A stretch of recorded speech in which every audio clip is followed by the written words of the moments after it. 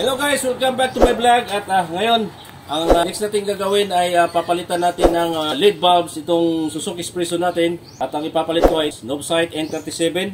Pero bago natin yan gagawin, panoorin niyo muna tong intro ko.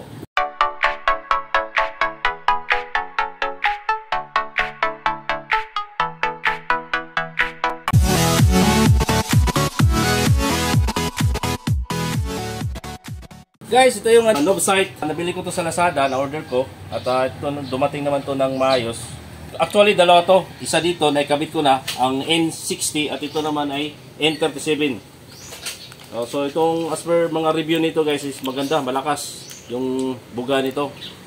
Ito lang siya, may fan dito, saka LED siya. Tingnan natin yung liwanag dito sa gabi, mamaya. Kabit muna natin to. At ngayon, yung pagkabit nito, didimo ko.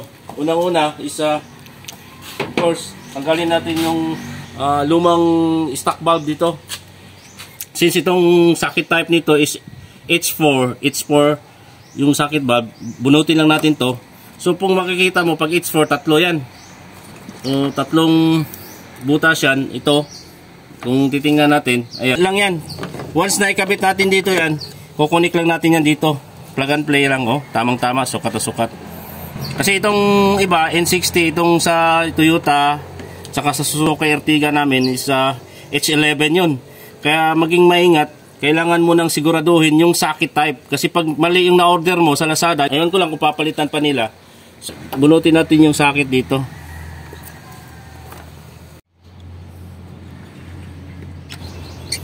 So ito yung protective cover niya na rubber packing.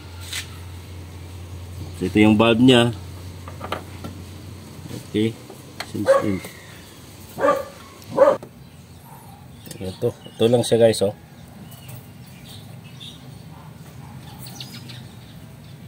Ayan, oh. Yan, pin lang yan. Tapos, bunutin. Yan. So, ganyan lang siya. Palagay lang kitso.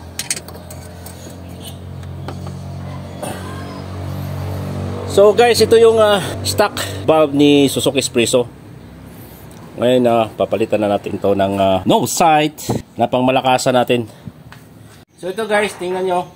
Tapos na itong naisaksak ko na. Tapos itong rubber naikabit ko na. So ito namang kabila. So bunutin lang natin to. Yan. So itong rubber packing. So itong rubber packing pala, tabasan dito ng konti kasi meron kasing fan ito, hindi siya magkasya.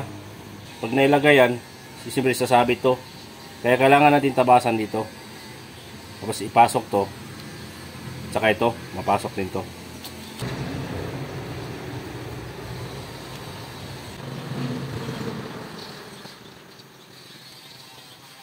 So ito na siya guys. So ipasok na natin to lang.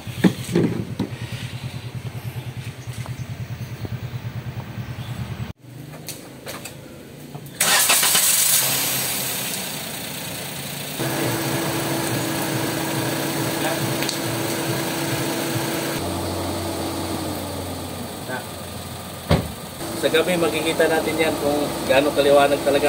Pero sa pagkakalam ko, N37 Novesight, maraming positive review nito. Siya nga pala, ilalagay ko yung link dito sa baba para doon nyo ma-order kung saang shop ng Lazada ko ito na-order. So, ayan. Ilalagay ko yung link dito sa description box. At don't forget to subscribe and please like and share this video. Ito, working siya guys, working good.